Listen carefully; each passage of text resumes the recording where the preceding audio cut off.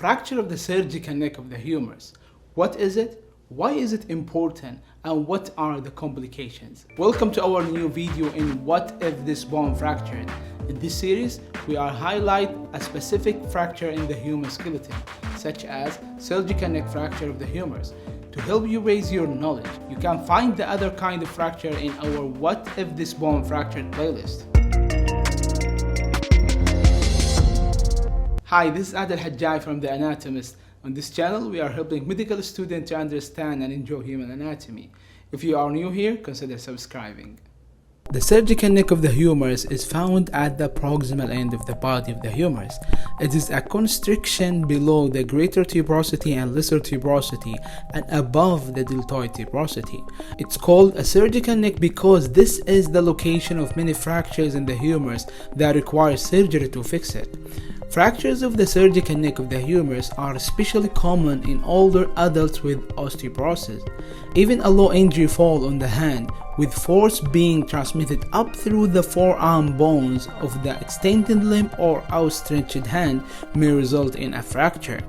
A fracture in this area is most likely to cause damage to the axillary nerve and posterior circumflex humeral artery because of the direct relationship. The axillary nerve and posterior circumflex humeral artery surround the surgical neck of the humerus and pass through the quadrangular space, which is formed by subscapularis anteriorly and teres minor posteriorly, teres major inferiorly, long head of triceps medially, and the surgical neck of the humerus laterally.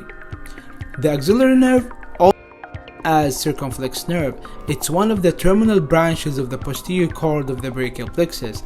Its root value from C5-C6. It gives motor innervation to the deltoid and teres minor muscles and sensory innervation to the skin overlying deltoid on the lateral aspects of the shoulder through the upper lateral cutaneous nerve of the arm, and another sensory innervation to the capsule of the glenohumeral joint. Damage to the axillary nerve affects the function of the deltoid muscle, resulting in loss of abduction of the arm from 15 to 90 degrees, weak flexion, and weak extension of the shoulder joints. In addition to that, it affects the function of the teres minor muscle, resulting in weakness of medial rotation of the shoulder and loss of sensation of the skin over the small part of the lateral shoulder. Atrophy of the deltoid occurs when the axillary nerve is damaged. As the deltoid atrophies unilaterally, the rounded contour of the shoulder disappears, resulting in visible asymmetry of the shoulder outlines. This gives the shoulder a flattened appearance and produces a slight hollow inferior acromion. To test the deltoid or the axillary nerve function, ask the patient to abduct his arm against resistance, starting from approximately 15 degrees. The posterior circumflex humeral artery is a branch of the third part of the axillary artery, and it is larger than the anterior artery. It branches at the distal border of subscapularis muscle. It runs backward with the axillary nerve through a quadrangular space. It supplies the deltoid region via musculocutaneous perforators arteries. Particularly, it supplies the shoulder joint, deltoid, teres major and minor, and long and lateral head of triceps brachii muscle. It's the main blood supply for the humeral head.